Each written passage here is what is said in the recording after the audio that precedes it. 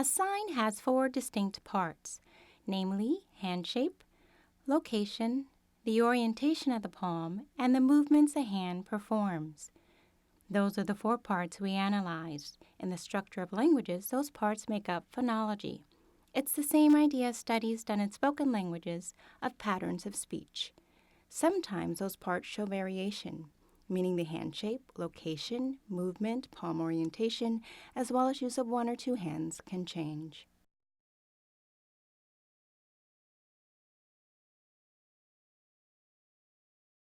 Black and white signers show differences in terms of how often they use either one or two hands when producing signs. Look at these examples.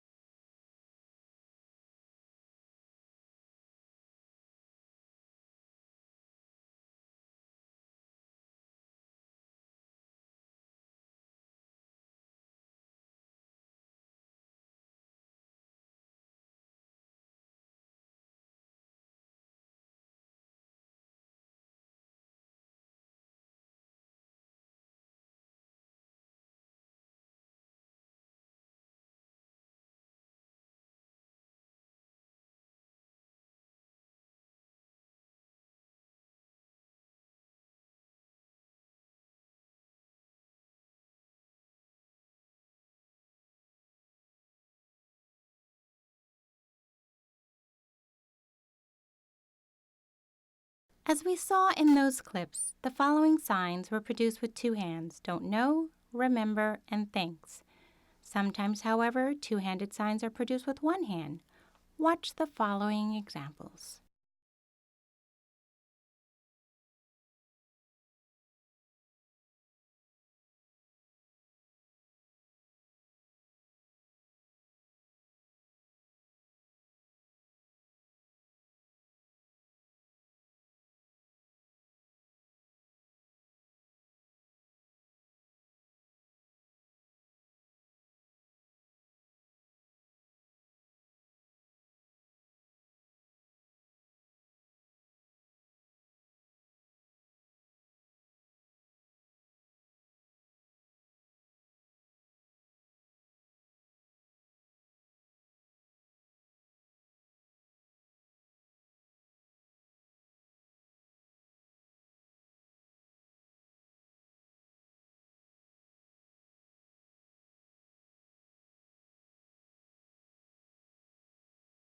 In those clips, did you see the one-handed production of the signs remember, thank you, and don't know, as compared to the last clip showing signs with two hands, as in remember? Sometimes when sign formation changes from two hands to one hand, it's because of the sign formed before or the sign formed after. For example, with the two-handed sign for cow, if the previous sign is a two-handed sign for have, the two-handed sign cow is used, as in have, cow. If the previous sign is the one-handed sign for have, the one-handed sign for cow is used, as in have, cow. As another example, if the sign want is followed by the two-handed sign for leave, the two-handed sign for want can be used as in want to leave. If the sign want is followed by the one-handed sign for go, the one-handed sign for want is used as in want to go. In our study, we compared black signers with white signers. We found that black signers, whether they were in the older group or the younger group, used two-handed signs more often, while white signers used them less.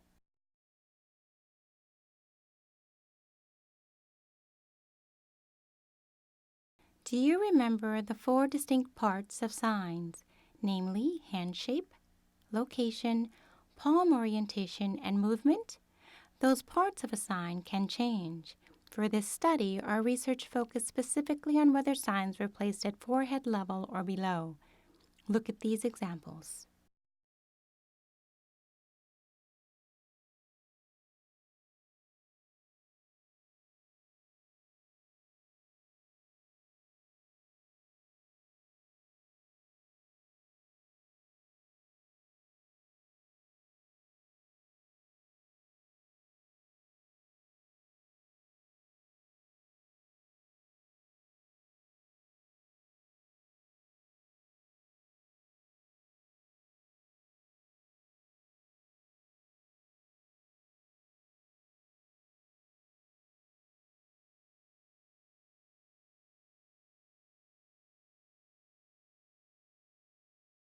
Here we saw the signs understand, teacher, and why were produced at the usual location on the forehead, but these signs can be placed at a level well below the forehead. Let's look again.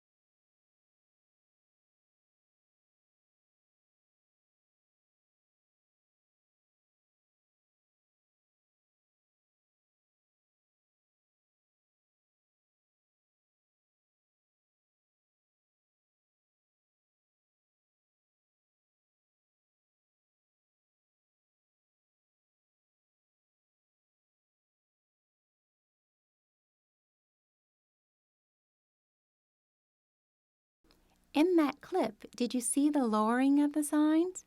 Learn, teacher, and black were produced at a lower level. Did you also notice signs located both in line with the forehead and at a lower level, i.e. teacher and black?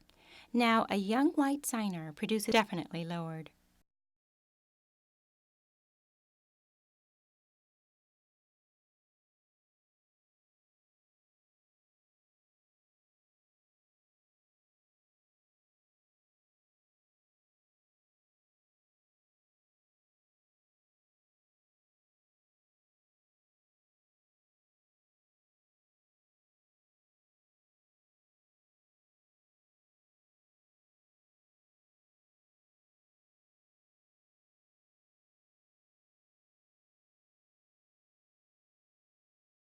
Whether a sign is lowered or not, it's influenced by its grammatical category. For example, nouns, prepositions, and compounds tend to be lowered by signers, while adjectives, adverbs, and verbs tend to be placed in line with the forehead. In our study, we compared black signers with white signers. We found that black signers in the older group and in the younger group tended to sign at a level in line with the forehead more so than white signers.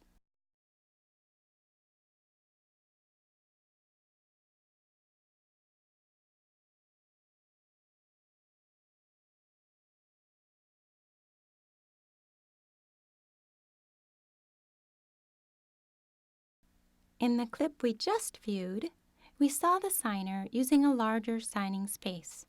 The customary signing space extends from the top of the head to the waist and from shoulder to shoulder. It is said that black deaf people utilize a dramatically larger signing space than do white signers. In our study, we compared black signers with white signers. We collected two different kinds of data. For the first kind of data, we had signers watch cartoons and then retell the story in the cartoon. In the next clip, you will see a white signer and a black signer who have already watched the cartoon go on to retell the story. There are two stories based on two separate cartoons.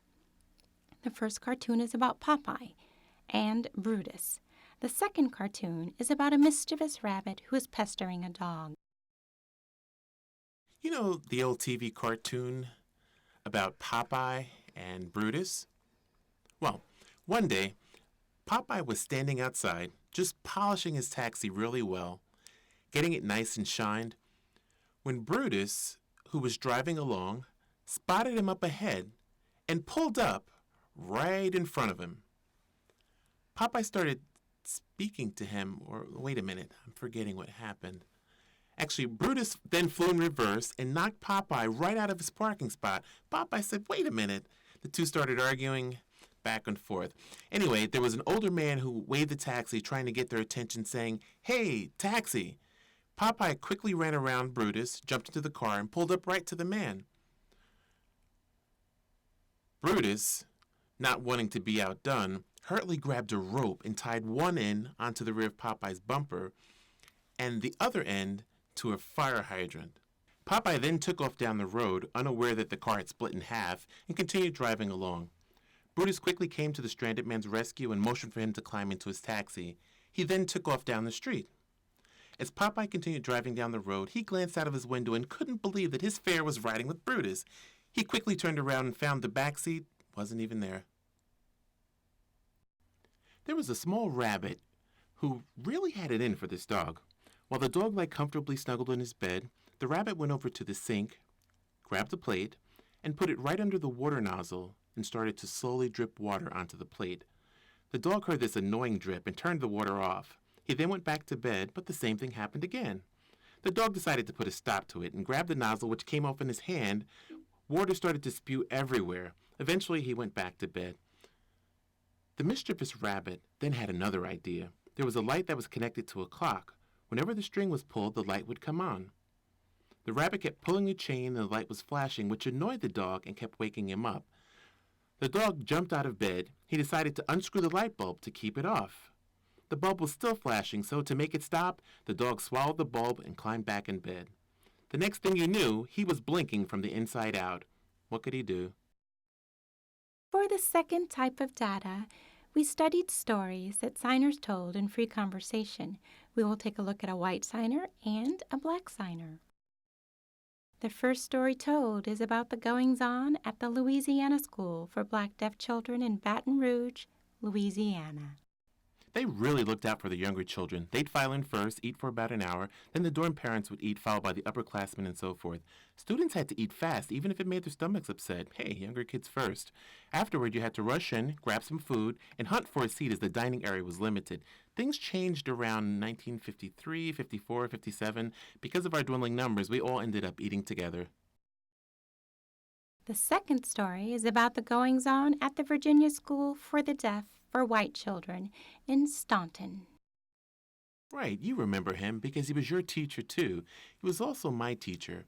He would stand with his back to the class and write things on the blackboard. It was myself, Jack, and George Spady. Jack and I, we had desks right next to each other. Jack was chewing tobacco, and of course, that was against the rules. He sat there chewing, and while the teacher was writing on the board, Jack opened the window. Just a little bit. It was wintertime, and by the way, it was cold. The window was open just a tiny bit, and when no one was looking, he spit right out the window. I mean, he was an excellent shot, too. Then the teacher heard a noise and quickly turned around, but we just looked at each other, innocent, like we didn't know what was going on. Unable to figure out what happened, he just turned around and continued writing on the board. Jack, still at it, continued, and once again, right out the window. Again and again. He never missed, and he never hit the window pane. Straight out the window, each and every time. Dr. Brill, you know him. What was his name sign again? Oh, wait, right, I remember. Dr. Brill. He came storming into the room without knocking. He came storming into the room and looked around the classroom. We all just looked at each other. He next went over to George Spady and he said, "Hey, you, let me see your tongue." But there was nothing there. He then walked over to Jack, looked, and didn't find anything. Next, he walked over to me. I opened my mouth, after which, not finding anything, he just left the room. I then got Jack's attention and asked, "Hey, where's the tobacco?" And he told me he had swallowed it. I mean, he swallowed the whole thing. That's why when Mr. Brill came into the room, he looked, but couldn't find anything, and so left. A few minutes later, Jack, he started to feel, Jack was really turning green, and he was getting sick and eventually had to go to the hospital. And so he left the room. Afterwards, Mr. Brill came back into the classroom. He looked around and said, "I thought so." I asked him, "How did you know?" I didn't say anything, and Jack, "Well, how did you know?" He said, "Go take a look at the window." I did, and you know what? The pillar outside the window was full of streak marks from being hit with tobacco. You see what happened? Mr. Brill's office was on the next floor immediately under the classroom, so just looking out the window, he must have seen the tobacco spit sliding down the pillar. That explained it. That's exactly how he found out. For both the cartoon retellings and the free conversation stories, we used a grid to measure differences in the size of their signing space. We found different things. First, we found no difference in signing space between cartoon retellings and the free conversation stories. Second, we found a larger signing space was used with verbs. Then we found regular use of space with adjectives, adverbs, nouns, and pronouns. We found that if a sign was emphasized, the signer had a tendency to use a large signing space. We found overall that black signers tend to use a larger signing space than do white signers, but that young white signers use a large signing space much like young black signers.